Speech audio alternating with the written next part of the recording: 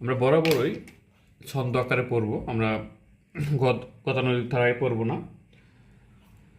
আমরা এভাবে লিখতে পারি, ছায়া হরিণেরা, ছায়া হরিণেরা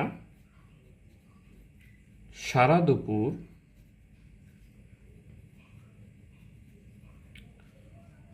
দুপুর আশায়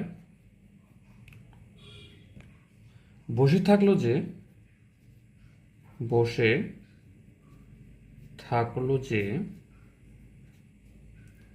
রাত্রি শেষে কিছু একটা আসবে। কি আসবে? রাত্রি শেষে চৈত্র মাস আসবে বা চৈত্র আসবে। তাহলে লাইনটি কি দাঁড়ালো? ছায়া হরিণেরা সারা দুপুর আশায় বসে থাকলো যে রাত্রি শেষে চৈত্র আসবে। খুবই ইজি টেকনিক। হরিণেরা সারাটা দুপুর অপেক্ষায় আছে, কি হবে?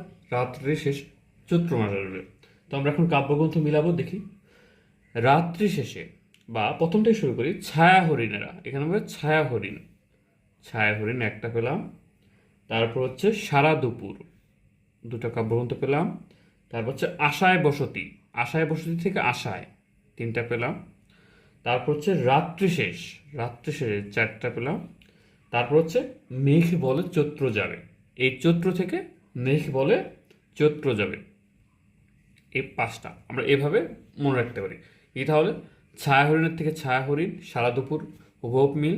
আশায় থেকে আশায় বসতি, আশায় থেকে কি? আশায় বসতি, রাত্রি শেষে থেকে রাত্রি শেষ, চৈত্র হচ্ছে মেঘ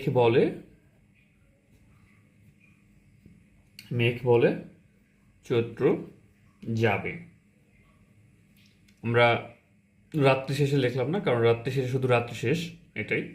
তো এখন এই বিভিন্ন কাব্যগ্রন্থের মধ্যে আবার তার কিছু বিখ্যাত কবিতা রয়েছে। তো আমরা